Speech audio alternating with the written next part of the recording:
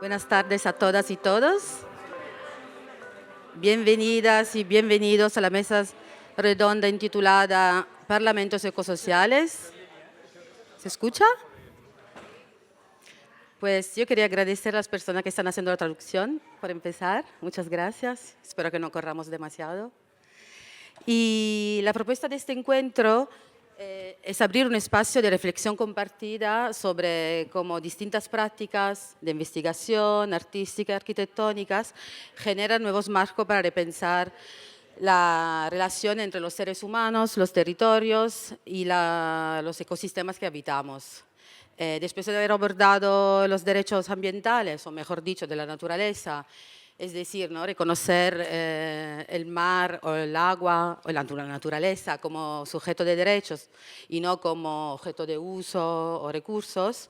En este enfoque nos concentraremos más sobre nueva forma de repensar nuestras instituciones, las economías y en nuestra organización social. Y desde el ámbito cultural, esto implica revisar cómo producimos conocimiento, cómo representamos la realidad y también cómo el papel que tiene el arte en esta transformación, que quizás hoy es un lugar donde las prácticas artísticas actúan como una forma de escucha activa, de traducción y cuidado. Queremos explorar, como otra vez he dicho, la práctica cultural propone metodología y modo de hacer en los que distintas voces, humanas y no humanas, campesinas, urbanas y ancestrales o contemporáneas, se encuentran, se escuchan y cooperan.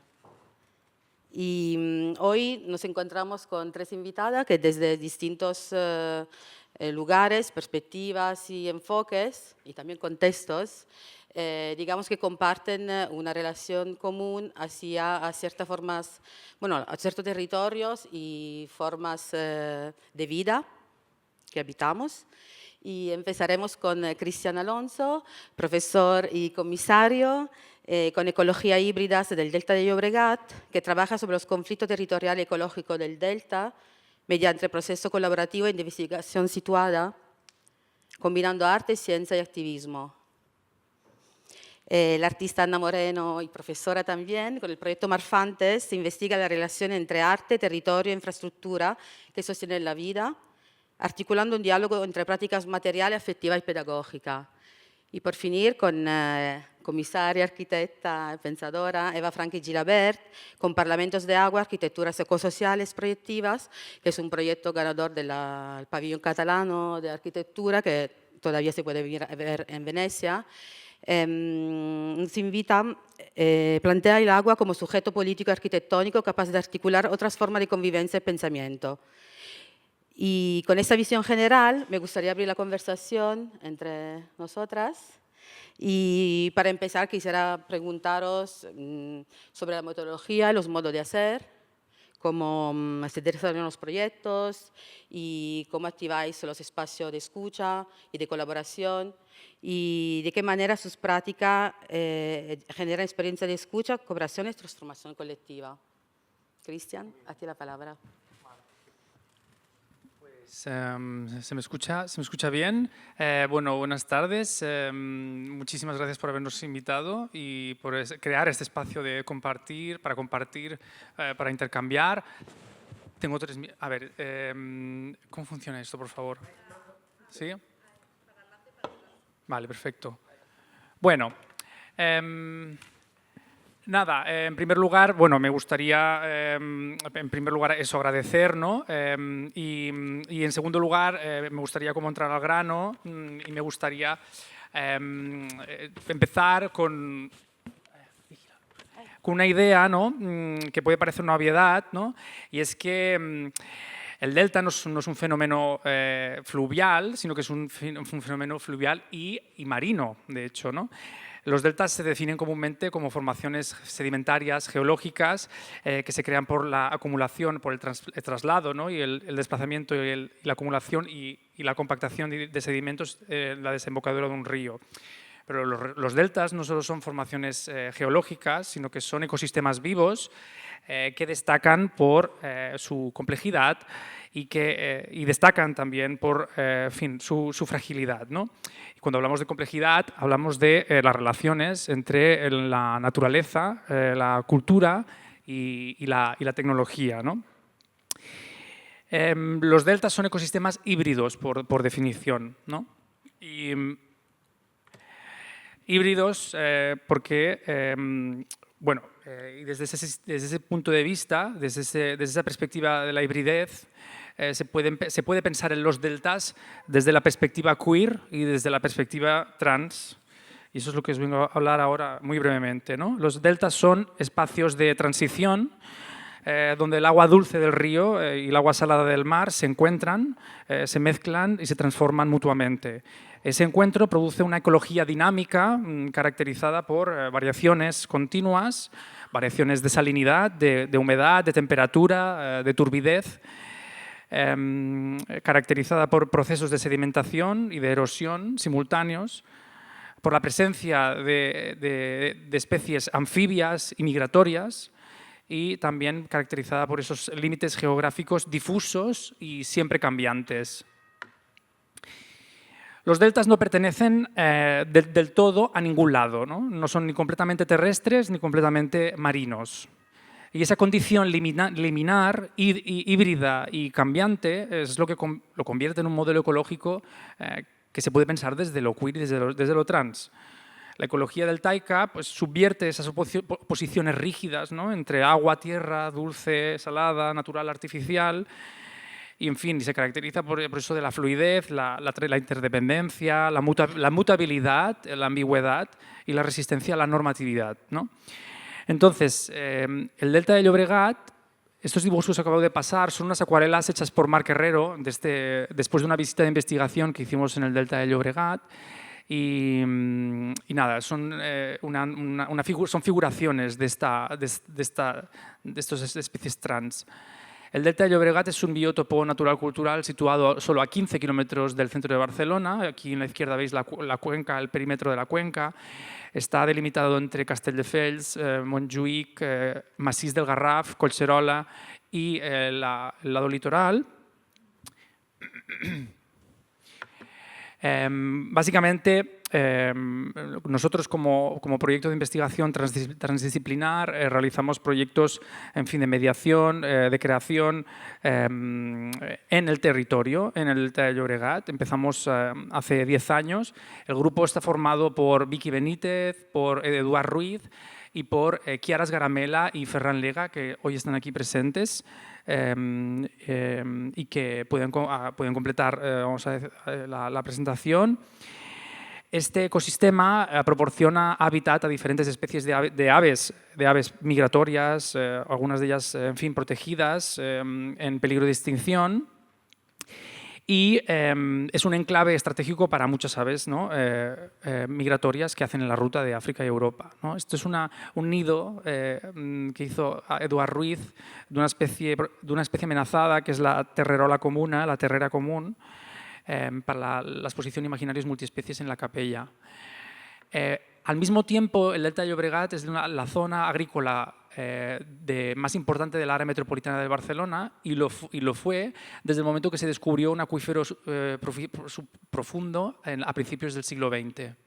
Y aquí tenéis la alcachofa como símbolo no solo de la agricultura, sino de la resistencia ante el parasitismo que ejerce Barcelona en la ciudad. Sin embargo, pues este biótopo frágil está amenazado por una telaraña de infraestructuras viarias, aeroportuarias, que fragmentan los espacios y que impermeabilizan el suelo y que producen tantos problemas para la vida no humana en el delta. Bueno, esto es una animación que hicimos con la oficina Lobelia, que utilizan sistemas por visión satelital, que muestra una evolución en 2 cortes de la evolución de las infraestructuras en el delta, ¿no? Desde el 1956 al 2020. La enésima ampliación del aeropuerto para servir unos intereses de especulación, ¿no? de turismo en una ciudad que recibe 20 millones de turistas al año. como podéis imaginar, no ayuda a que se mantenga, ¿no? La movilización ciudadana que en un momento impidió esa ampliación, en esta enésima amenaza continúa manifestándose. La retórica de los medios de comunicación al servicio del status quo, cómo refuerzan ese mensaje, ¿no? de la ampliación como progreso. Eduardo Ruiz hizo una pieza que hablaba sobre cómo los medios de comunicación intentan modelar las subjetividades, ¿no? Y por eso se llama materialidad mediática, con recortes restos de revistas encontrados en la Pineda de la Pava, en Gavà. La desviación del río 2,5 kilómetros en el sur y provocó salinización y todos estos problemas, las advertencias de Bruselas, en fin, manifestaciones. Y nada, esto es nuestro proyecto web, que una web muy fresca, que hemos lanzado hace este verano, a pesar de que hace 10 años que tenemos el proyecto. Muy brevemente, acabo ya, si me dejáis un minuto, acabo. Nosotros hacemos, en primer lugar, investigación compartida, mesas redondas invitando a ecólogos, agricultores, activistas, ornitólogos, salidas de campo con un grupo de trabajo que hicieron un curso de comisariado de mediación, que publicaron esta publicación, ¿no? Cultivando una sensibilidad multiespecie. También participamos en congresos como para cristalizar también, ¿no? Esta investigación que hacemos ciudadana, pero también académica, ¿no? 3 pertenecemos a este ámbito. Observatorios, ¿no? que hemos ido instalando, ¿no? Por ejemplo, en este caso en el Centre de la Capella, con diferentes materiales digitales, visuales, sonoros. Pero sobre todo, para nosotros es muy importante la mediación, ¿no? Actividades de acercar, ¿no? Antes, en fin, se hablaba de que el Mar Menor ha sido un caso de éxito porque la ciudadanía se lo quería. Pues nosotros nos encontramos que muy poca gente conoce el Delta del Llobregat, gente de Barcelona. En fin, y para nosotros es muy importante pisar el territorio y hacer esa mediación, no solo entre la ciudadanía y el Delta, sino también entre lo humano y no humano.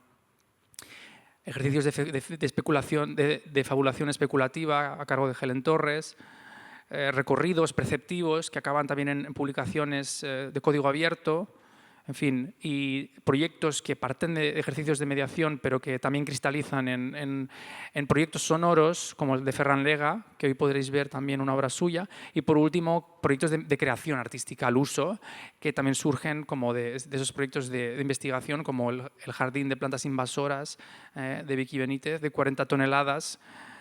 Después, si queréis, os explico más. Esto es todo del mismo proyecto. En fin, imágenes que muestran la laguna construida, artificial, de Caltet, que unos políticos tuvieron la lúcida idea de darle una forma de ganso volando, ¿no? Que revela esa mirada trascendental, ¿no? En fin, descorporizada. En fin, los seres de Marc Herrero y, por último, acabo aquí, el ecosistema sonoro, como me gusta llamarle, de los que hace Ferran Lega, que va mucho más allá de ese paisaje, de un paisaje, ¿no? como en tanto que objeto, y que os invito a que descubráis. Gracias.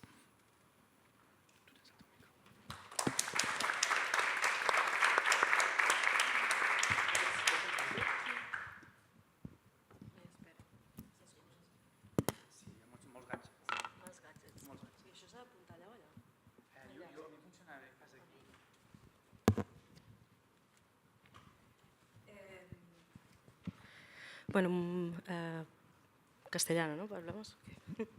Primero agradecer también la invitación.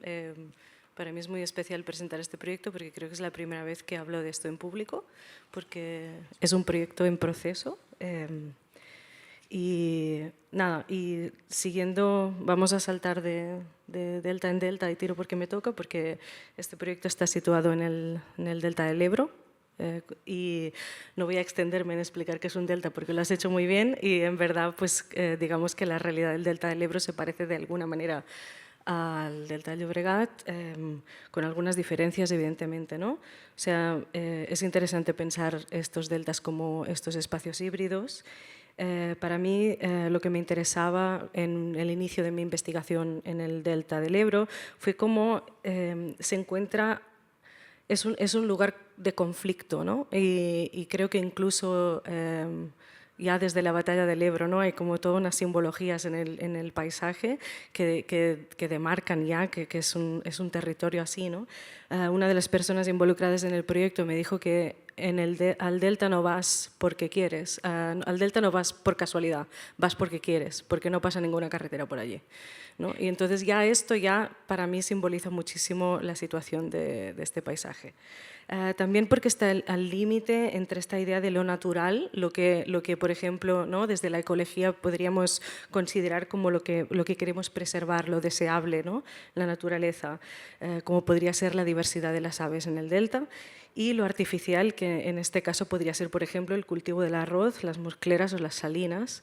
A mí me interesa mucho ver cómo estas cosas no son separables, ¿no? Y muchas veces una existe gracias o a causa de la otra. Vale, entonces este proyecto lo empecé hace 4 años porque sí, o sea, porque como artista me apetecía trabajar en este territorio, aunque no soy de allí, yo soy de Sant Feliu de Llobregat, otro río, ¿no? Entonces empecé sola este proyecto. Yo como artista trabajo, normalmente empiezo hablando con la gente y estuve viajando muchísimo al Delta y conociendo a muchas personas, ya con la idea de quizá aproximarme al Delta desde su futuro. Y de ahí nació Marfantas, ¿no? O sea, Marfantas es una película en proceso que se rodó en el Delta el mayo pasado y que utiliza una metodología completamente colaborativa. Es decir, el rodaje se hizo sin guión y sin actores, sino que se hizo con personas que yo he podido conocer y con las que he trazado vínculos de amistad y de colaboración durante estos últimos 4 años que he estado investigando allí, ¿no? El proyecto parte de algunas proyecciones reales de futuro. No sé si los colores del proyector dejan ver esto. Aquí tenemos las localizaciones del proyecto, que aquí no se ven muy bien, pero como podéis ver, el rodaje se hizo en diferentes lugares del Delta sobre un mapa actual. ¿Okay? Entonces, este mapa forma parte de una serie de piezas que empecé a realizar durante el proceso de esta película, en la que se ven dos colores diferentes. Lo más brillante, digamos, que es lo que se espera que esté debajo de, o sea, que esté emergido de aquí a 50 años, si no se hace ningún tipo de actuación. Es decir, que todo lo demás que se ve más oscurito estaría por debajo del agua, ¿vale? Incluyendo lugares como el Poblenou del Delta, tan famosos y tan turísticos, etcétera, etcétera. El proyecto Marfantas parte de que el futuro ya está aquí, ¿no? O sea, de testimonios y conversaciones reales con personas que viven en lugares amenazados, lugares que están en la zona oscurita del mapa, que me cuentan que cada día es mirar por la ventana a ver si el futuro ya ha llegado, ¿no? Entonces, partiendo de ahí, yo pensé, vamos a hacer una peli de ciencia ficción en la que vosotros, los habitantes de aquí, vais a construir este relato de futuro. Entonces, a partir de ahí organizamos este rodaje, que se organizó a través de 3 escenas centrales, en las que evidentemente yo como directora de este tinglado pues propuse varias cosas que provocarían este relato de futuro compartido, ¿no? La primera escena fue organizar un cine a la fresca. La película que se iba a proyectar en este cine no iba a ser una película cualquiera, sino que fue un documental que yo grabé durante estos 4 años de investigación. Durante estos 4 años yo hice un documental al uso, que es un documental que no existe para ser proyectado más allá de esta película, donde personas hablan del futuro del Delta y qué ¿qué propondrían? ¿Qué soluciones propondrían para lo que ellos consideran que significa salvar el delta? ¿Okay? Y eran personas desde el mundo de la ecología, activistas, empresarios, agricultores, como un poco de todo. Entonces, esta película era una película que se proyectó en este cine, pero este cine pasa de aquí 75 años, ¿vale? La película Marfantas sucede en el 2099, es decir, que las personas que están viendo el documental están viendo un documental antiguo, con ideas antiguas, ¿no? Y las personas que ven este documental están reaccionando en vivo diciendo a ver qué les parece lo que decían hace 75 años. Es decir, nos estamos situando, estamos viendo el presente, la ciencia ficción nos ayuda a ver nuestro presente con otra perspectiva, ¿no? Y en este caso es lo que pasó aquí. La manera de comentar no es, pero ¿qué dice este? Si ayer yo estuve allí, es, pero ¿qué decía este? O si le hubiéramos hecho caso, ¿dónde estaríamos ahora? El tipo de comentarios que se generaron. O sea, estas escenas se diseñaron de manera que hubiera elementos que nos permitieran jugar. Y aquí hay algunas imágenes del making of que las voy a pasar un poco rápido porque traje muchas. ¿Vale? Entonces la idea, que me estoy pasando.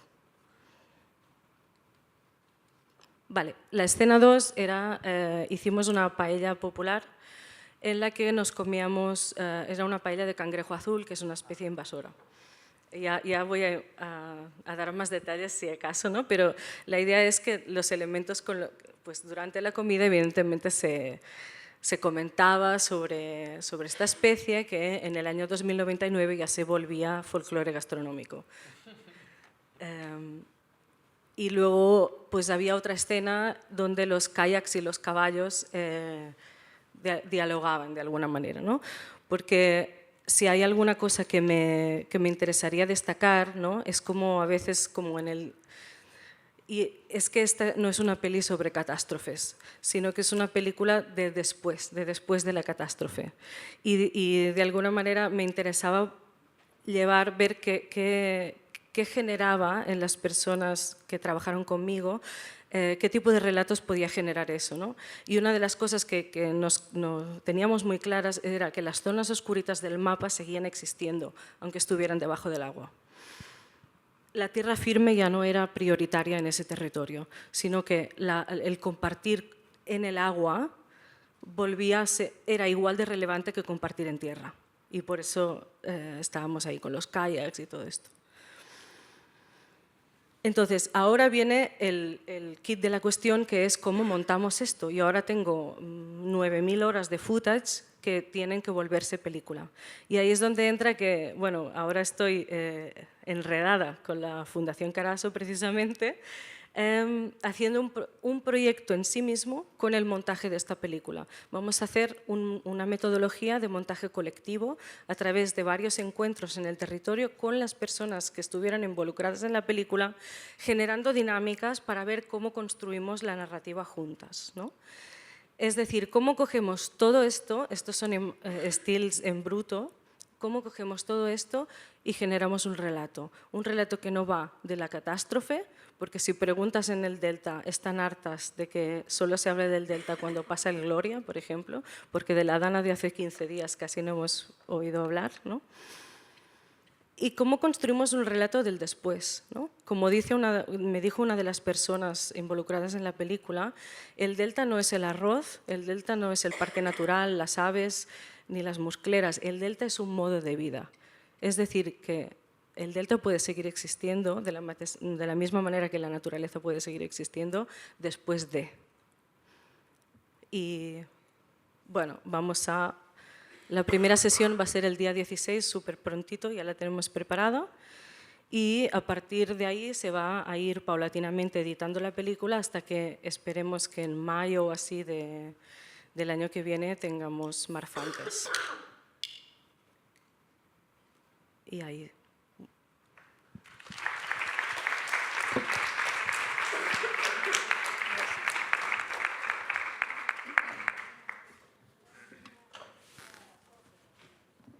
La pel·lícula no l'heu pogut ficar al final? Ah, Muchísimas gracias por la invitación. Me disculpo la traductora porque voy a hablar muy rápido. Ayer estuve 1 hora y media explicando el proyecto que me han pedido que explique en 7 minutos. Y es un proyecto que todavía está siendo expuesto y siendo producido y desarrollado de muchas formas, lo que lo hace muy difícil. Intentando reducir esa keynote que yo tenía de 8 gigas, me fue imposible y decidí que lo que iba a hacer es proyectar detrás, mientras os explico un poco el proyecto, un trozo de la película, ¿no? De los 30 minutos, os voy a enseñar los 7 minutos que va a daros un poco la atmósfera, ¿no? De este proyecto que empezó hace 25 años, podría decir, cuando yo como estudiante me pidieron desde la Plataforma en Defensa del Ebre, que ahora hace 25 años, fuimos a los despachos de Bruselas, en el Parlamento Europeo, a pedir que se parase la subvención del Plan Hidrológico Nacional.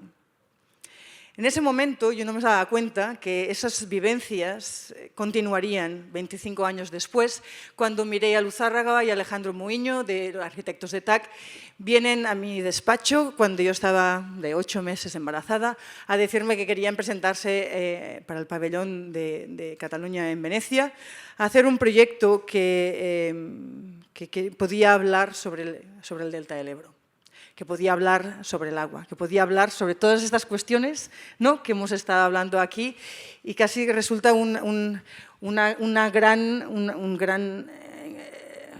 enredada, ¿no?, que nos hayas puesto a los tres. Sabes muy bien exactamente, ¿no? Oyendo a Ana hablar del delta y del cangrejo azul, de repente hay 30.000 cosas que quiero explicarte, pero hoy no va a ser. Cuando Mireia y Alejandro y yo decidimos que íbamos a hacer un parlamento para el agua, era porque en realidad también todos somos muy conscientes de que el agua en sí misma se ha convertido en el protagonista de la lucha del cambio climático, de las grandes crisis sociales, económicas, políticas, y que el proyecto en sí mismo, que se llama Parlamentos de Agua, Arquitecturas Proyectivas Ecosociales, pone esta relación de lo ecosocial, que también hemos oído hablar en el primer panel, en el centro de esta investigación. Empezamos este proyecto con una propuesta de escucha, de ir a 4 espacios distintos dentro del territorio catalán, que luego, hace un año, se expandieron en Valencia. Decidimos cambiar el proyecto y también ir a escuchar a la gente en Valencia después de la Dana e incluirlos y formarlos parte de un proyecto que en Venecia no podía hablar del agua sin incluir las experiencias de lo que había pasado en Valencia. Y también, obviamente, después nos fuimos a las Islas Baleares.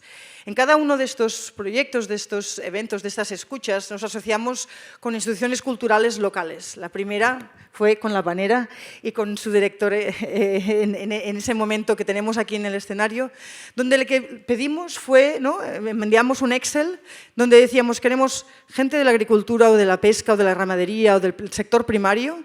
Queremos gente que sean científicos del sector público y privado, personas del activismo, de la política y del movimiento social, y artistas, diseñadores y arquitectos.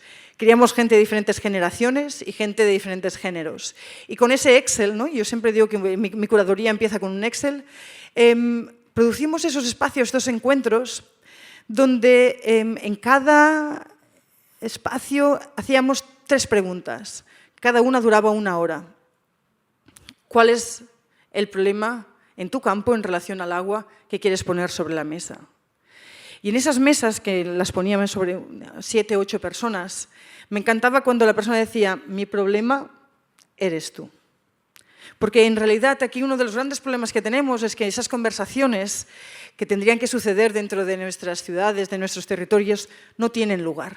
Y nadie las pide. Y nadie las comisiona. Y en ese momento es donde nos dimos cuenta que esos problemas no eran uno, sino eran varios, y eran problemas que tenían intencionalidades muy diversas y muy distintas, y agendas muy diversas y muy distintas. La segunda pregunta que hacíamos era soluciones. Soluciones que ya existen, soluciones que tú sabes, que no se han implementado, ¿por qué no pasan? Y esos 2 paneles iban muy fácil y muy bien, incluso cuando eran extremadamente tensos, que también eso sucedía. Luego nos íbamos a comer.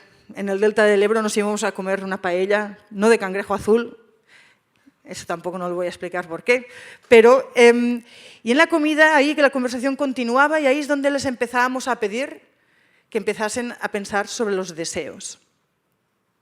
Y en esos deseos es donde muchísimas veces el científico se convertía en poeta, el poeta se convertía en científico, y ahí es donde muchísimas veces también la frustración y la imposibilidad de imaginar y de desear, porque eso es quizás una de las cosas que más nos cuesta, imaginarnos esos futuros, imaginarnos futuros mejores, imaginar sin tener que articular un espacio de implementación o de realidad.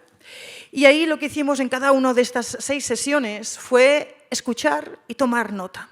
Y a través de ahí lo que hicimos fue producir 6 arquitecturas especulativas que cogían un conflicto arquitectónico, un conflicto del agua, y lo convertían en un conflicto arquitectónico, social, político, económico, medioambiental, multiespecies, transversal. Uno de ellos, que tenía, por ejemplo, unas direcciones un poco más legalísticas, era entender cómo, por ejemplo, los franceses en 1935, creo, se inventaron la denominación de origen para preservar, ¿no?, de dónde venían los vinos o los quesos. En Lleida nos dimos cuenta que los payeses y la Unión de Payesos nos dijeron que muchos de esos fondos buitres que tenemos en la ciudad de Barcelona, que compran pisos y manzanas, también se han dedicado últimamente a comprar terrenos y a comprar hectómetros de agua y a cultivar esas peras de Lleida tan deliciosas y a exportarlas 20.000 kilómetros, la distancia exacta de las antípodas. Cuando de repente estamos hablando de extractivismo, muchísimas veces pensamos de cuestiones minerales o de otras cuestiones más históricas. Extractivismo hídrico a través de nuestros cultivos, en este caso de la pera de Lleida, es algo que pasa en el día a día. Nosotros nos inventamos y producimos una denominación de destinación, una forma de visibilizar en los campos de Lleida como forma de activismo cuántos kilómetros van a viajar esas cosas que estás viendo delante de tus ojos.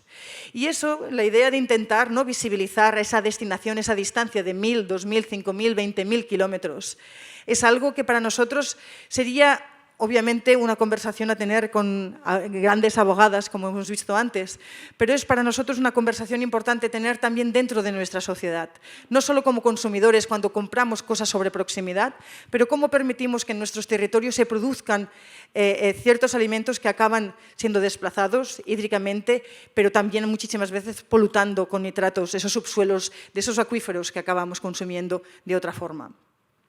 Otro de los proyectos que surgió del proyecto y de los talleres en las Islas Baleares nos hizo dar cuenta que en realidad en las Islas Baleares hay 87 acuíferos que han sido los que históricamente alimentaban las personas y los agricultores. De esos 87 hay más de 30 que ya están algunos salinizados o en situaciones críticas y hay más de 15 que ya no están útiles.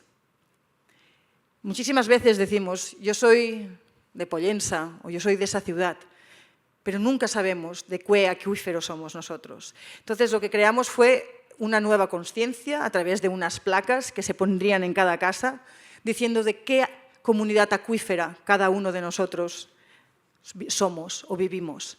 ¿Cómo producimos nuevas realidades políticas, visibles, identitarias, que nos hagan pensar constantemente que cuando abro ese grifo de ese hotel no es solo esa ecología, ese medio ambiente abstracto, pero es el acuífero de Pollensa el que me está produciendo, ¿no?, ese momento, ese encuentro con ese líquido?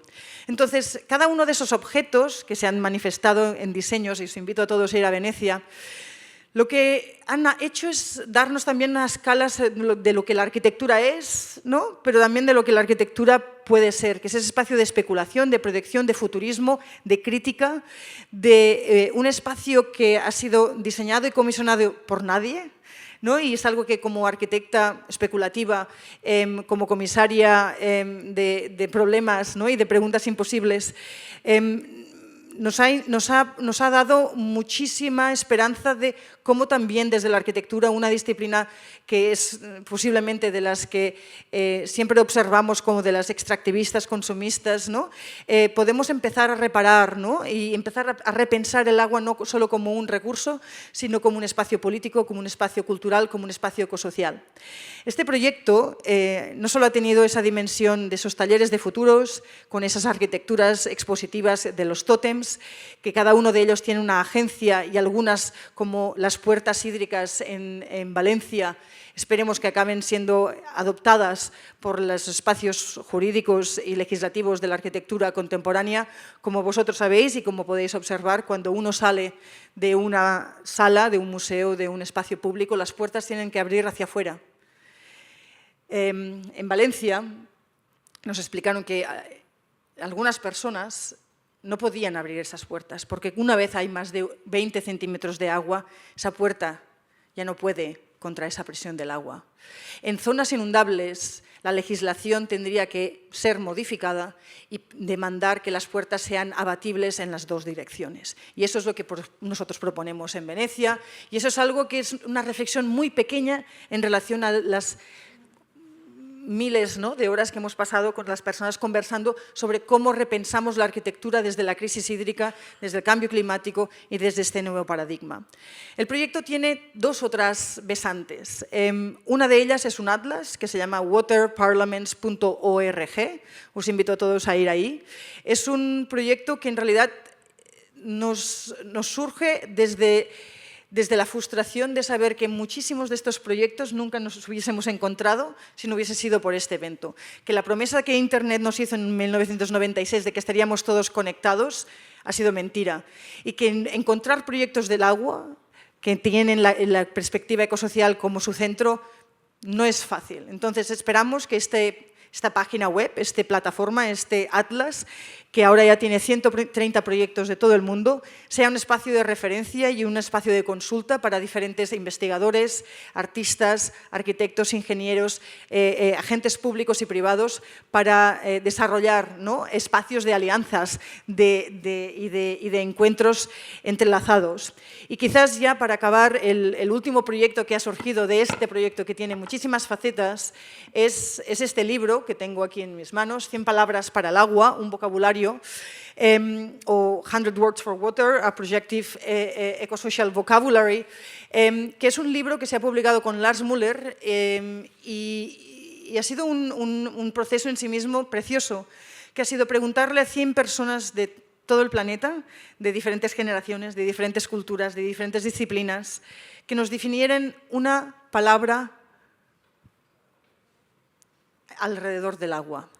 Y lo dejo ahí. No es un diccionario, no es un glosario, es un espacio poético, donde cada una de esas personas, desde Timothy Morton a Beatriz Colomina o Mark Wigley, nos hablan desde ontologías o geontologías de derechos riberianos a muchísimas veces a cuestiones que tienen que ver también con queer theory y perspectivas que nos ayudan a pensar el agua desde otros sitios. Hay una de las entradas que habla, antes hablábamos de los maorís.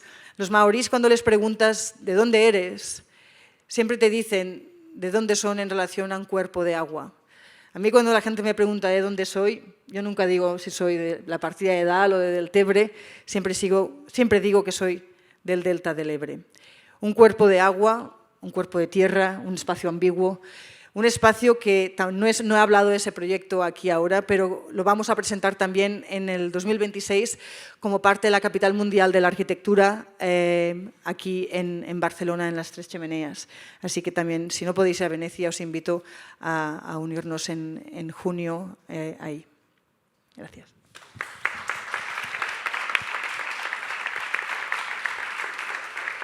Muchas gracias.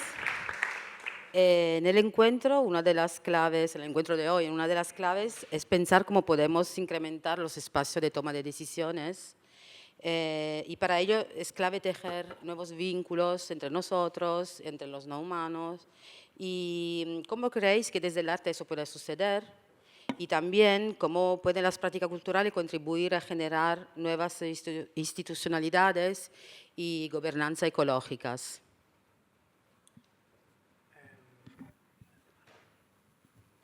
Vale. Bueno, a ver, antes me ha gustado mucho cuando Teresa de Vicente ha dicho insisto, que la ILP se ganó gracias a la movilización ciudadana porque la ciudadanía se quería al Mar Menor y se identificaban, creo que era la palabra. Pues en el Delta de Llobregat aún no creemos, por lo que hemos visto, por lo que hemos escuchado, por lo que hemos hablado, que ese vínculo hace falta reforzarlo, ¿no? Entonces, por eso nosotros insistimos mucho en la mediación, en pisar el terreno y en que sobre todo la gente de Barcelona conozca ese ecosistema complejo, ¿no? Por otro lado, cuando he escuchado a Isabel Pont que si se identificaba con algún animal, ha dicho, no, con alguna, sí, ha dicho el aiguamolls de l'Empordà. He dicho, hostia, me ha dolido un poco porque me hubiese gustado el Delta de Llobregat. Nosotros nos definimos como Delta de Llobregat total. Porque es un espacio, también es un delta, a mí me gusta llamarlo delta urbano, con todo lo complicado que puede parecer eso. Es un delta no solo queer y trans, como pueden ser cualquier otro delta, pero es un delta postnatural total, modificado completamente, y es un delta posthumano, y en fin. Y me gustaría como responder a la pregunta sobre cómo nosotros entendemos la reparación. Aquí tenemos a Aras Garamela y a Ferran Lega, también pueden contestar. Pero yo creo que sobre todo lo que hacemos es escuchar al territorio, escuchar a los agentes humanos y no humanos, hacemos ejercicios de escucha a la ciudadanía. Y también eso también nos parece importante vivir con el problema, ¿no? Eso, entender, ¿no? el conflicto como una posibilidad, ¿no? No eliminarlo. Creemos que, pues eso, y en nuestras visitas siempre incidimos en el aspecto que tiene del capitalismo y nuestros modos de vida sobre este ecosistema. Por otro lado, también nos importa mucho para nosotras el tejer y construir historias más que humanas, ¿no? Historias que vayan más allá de las políticas conservacionistas, por un lado, y por otro lado, de las medidas compensatorias. Hay que pensar más allá de estas dos paradigmas para poder pensar y materializar la justicia multiespecie. Eso es lo que creemos y para ello construimos relatos en fin, que se basan en formas no antropocéntricas, ¿no? De entender la vida entre los humanos y los no humanos, ¿no? Y que también generan nuevas formas no solo de atención, sino de responsabilidad hacia lo otro. Y por último, el sostener, cuidar y vincular, ¿no? Por ejemplo, he puesto el caso y acabo. Los jardines de plantas invasoras de la Vicky Benítez es una horticultura excéntrica que en realidad es una desacralización de la pureza. Y es el cuidar a la planta invasora, son figuraciones que permiten pensar en la naturaleza más allá de los esencialismos, que parece que es algo que remite a un debate, en fin, a un debate epistemológico quizás, ontológico, pero que eso está en el día a día, de los conceptos que utilizamos, de las políticas que decidimos. Entonces, tiene esta promesa, los deltas tienen esta promesa y los ecosistemas de agua obviamente también. Y eso es como yo creo que lo entendemos y lo activamos nosotros. Gracias. Bueno, yo voy a responder como artista, que a veces nos parece también que tenemos como menos poder, ¿no? O sea, sobre todo para generar este tipo de impactos, ¿no? O sea, ¿yo qué voy a hacer? Yo ni siquiera soy del Delta, ¿no? Pero justamente yo voy a hablar de mi postura específica y creo que a lo mejor se puede como extrapolar, ¿no? Cuando Eva ha hablado de su propuesta, me ha gustado mucho que has contado que invitasteis a las personas, ok, vamos a hablar de problemas, ¿no? Y luego vamos a hablar de deseos.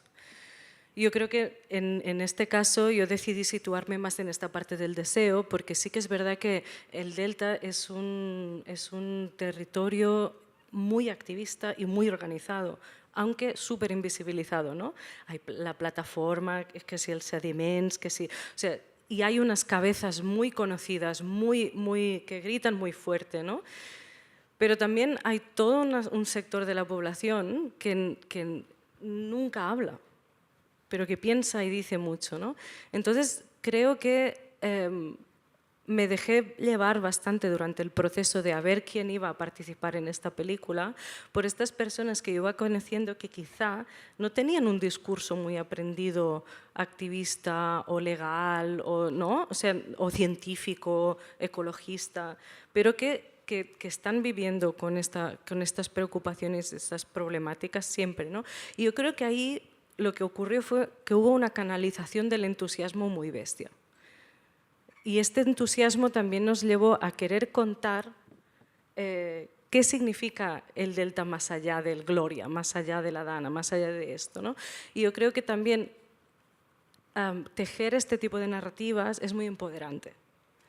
Y si yo, como he dicho, estoy en proceso, ¿no? Pero si yo puedo sacar una conclusión de esto, es que este tipo de catarsis en poblaciones que se sienten invisibilizadas y menos tenidas por todos los gobiernos de los que dependen, son muy necesarias. Y yo, sintiéndome una forastera, ¿no?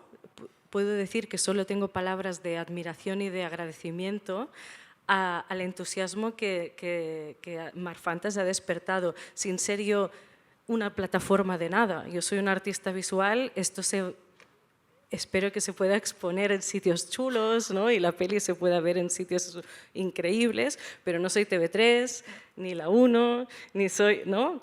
Entonces, también, no sé, yo quiero expresar también que este agradecimiento que yo tengo a esta participación ultra desinteresada de las personas que componen Marfantas, también tiene que ver con esta metodología. Y yo creo que podemos aprender mucho de este tipo de procesos más abiertos, más libres, ¿no? Porque al final yo, siendo forastera, creo que me ha beneficiado en el sentido de decir, esta historia la tenéis que contar vosotros.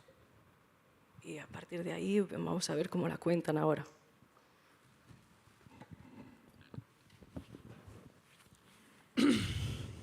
Nos había pasado la pregunta antes, pero ya ni me acuerdo, ¿no? ¿Cómo creamos impactos, ¿no? Yo creo que eso es la gran pregunta.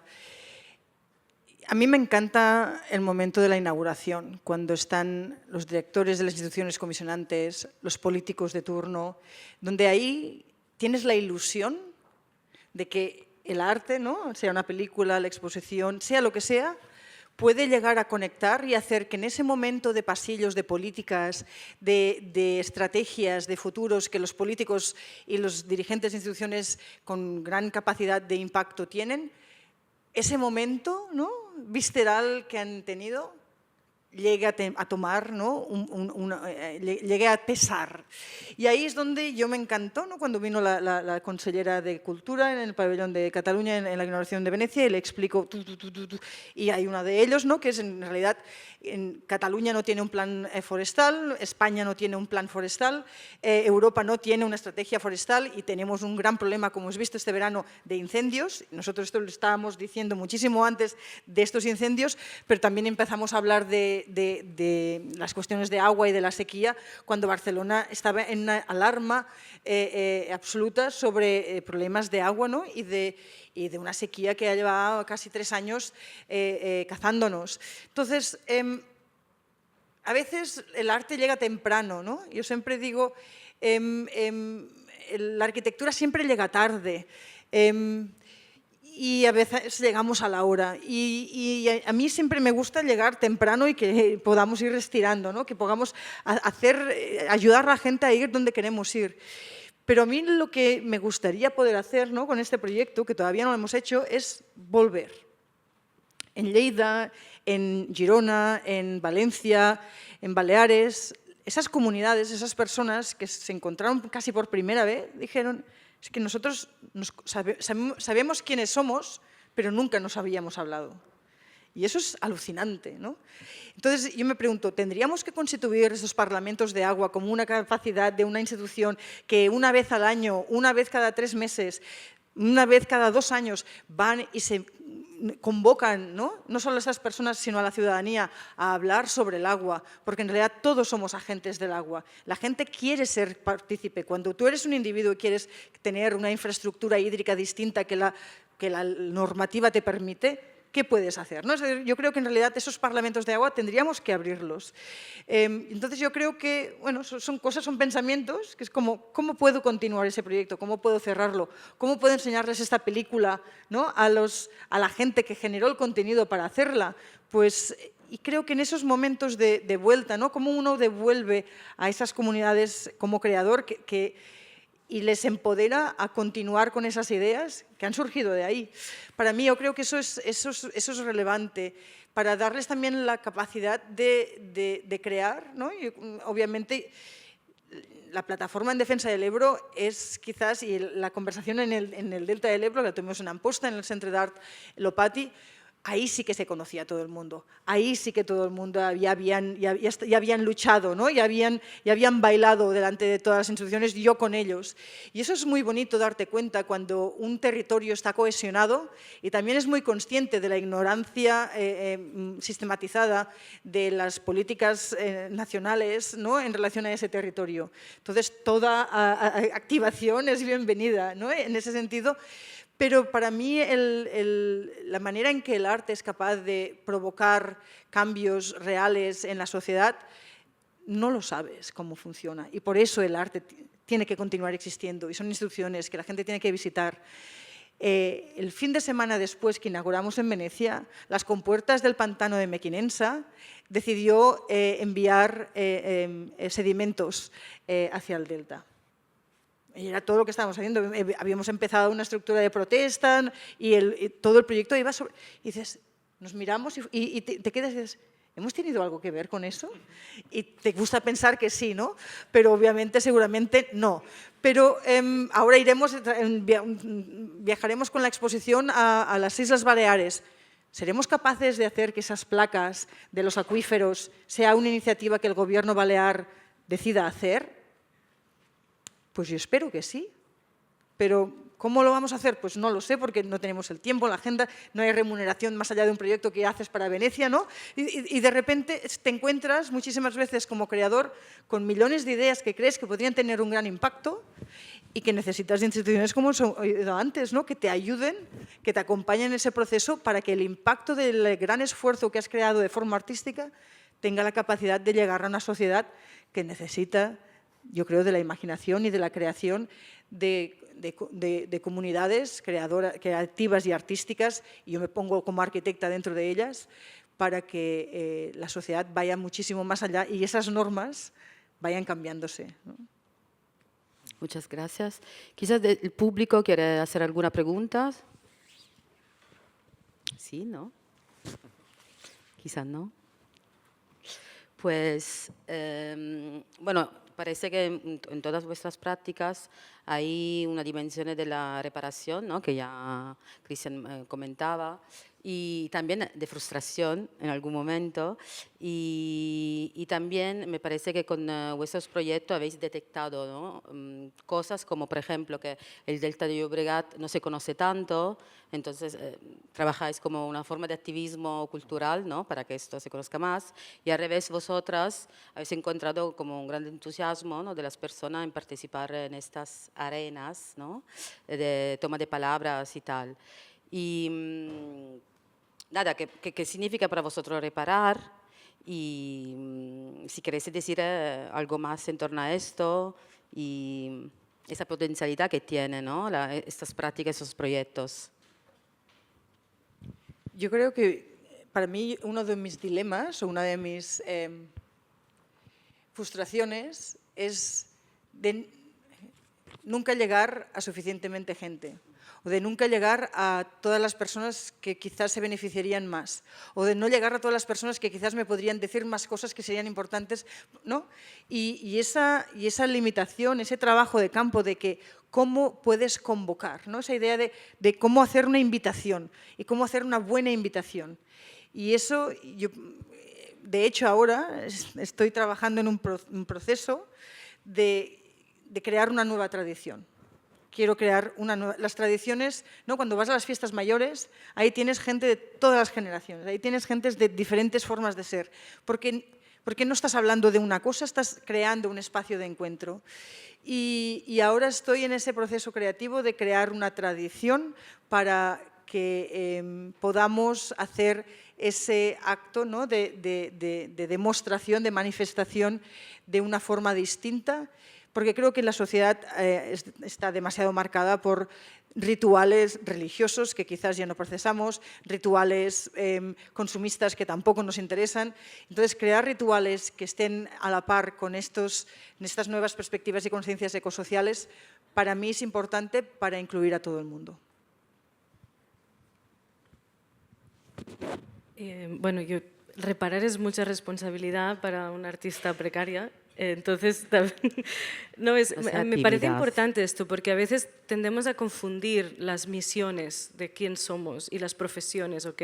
O sea, a mí siempre ¿no?, como artista que trabajo con personas, siempre hay esta idea de la ética y de la responsabilidad, pero tampoco somos ni ONGs, ni expertos en medio ambiente. Entonces, ¿qué tipo de reparación estamos hablando aquí, no? Entonces, para mí, en el caso de Marfantas, simplemente como devolver ese espacio de la ficción y de la narración a las personas que la producen, para mí es casi como que suficiente, ¿no? Una de las personas que participó con su hija de 14 años me escribió un mensaje muy largo de WhatsApp después del rodaje, y muy emotivo y tal, y entre otras cosas me dijo que me agradecía mucho la invitación a participar a esto, porque me dijo, porque los mayores, refiriéndose a su hija y él como padre, no tenemos tiempo a veces de transmitir este tipo de valores a nuestros hijos adolescentes. Pero mi hija ahora está, bueno, que se quiere apuntar a la plataforma, como ahora se ha dado cuenta de lo frágil que es su casa, de lo frágil que es el ecosistema donde vive, y gracias por darnos este espacio. Entonces, yo creo que simplemente esto, para mí, tiene un gran poder, ¿no? Y evidentemente a mí, por ejemplo, lo que me falta para acabar de completar esto es poder hacer este retorno, ¿no? O sea, yo como artista tienes 30.000 cosas y yo no puedo estar volviendo al Delta haciendo la parte 2 de la película y 3 y no sé, ¿no? Pero sí, pues cómo va a circular esta película, cómo estas personas pueden participar de este proceso. Ya hacerles partícipes de la postproducción es un reto increíble, ¿no? Para ver cómo editamos juntas, ¿no? Todo esto. La editora está entusiasmadísima, en plan, esto no lo he hecho yo nunca, yo siempre edito en una sala oscura sola, ¿no? ¿Cómo hacemos esto? Pero bueno, ¿no? ¿Qué va a pasar después? ¿Les invitas a la inauguración o les invitas al tal? Pero ¿no? ¿Qué pasa después con esto, con esta película? Más allá de cuestiones de autoría y tal, ¿eh?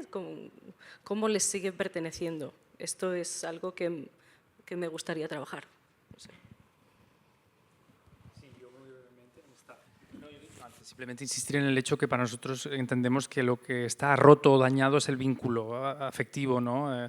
Experiencial, ¿no? entre Barcelona y el Delta, ¿no? Y no sé, para nosotros crear comunidad, no sé, crear nuevas formas de atención, en fin, de afecto, desde estas metodologías que hablaba antes, pues creemos que es una apuesta, una contribución hacia esa reparación. Lo dejaría aquí. Bueno, al final habéis dicho ya, y básicamente lo que está haciendo Concomitente es un poco atender a todas esos olvidos y a esas fracturas y rupturas. Y Concomitente lo está haciendo el territorio español, muchísimos proyectos, los 15 que están todavía, bueno, algunos activos, algunos por inaugurar. Y creo que es un trabajo conjunto otra vez, de arquitectas, artistas, investigadores e instituciones. Y si nadie más quiere añadir algo, cerramos aquí, y muchísimas gracias por estar aquí, por esperar, por escuchar y por estar con el cuerpo, por intervenir. Y ahora pasamos a la performance de Ferran Lega. Sí, pero antes...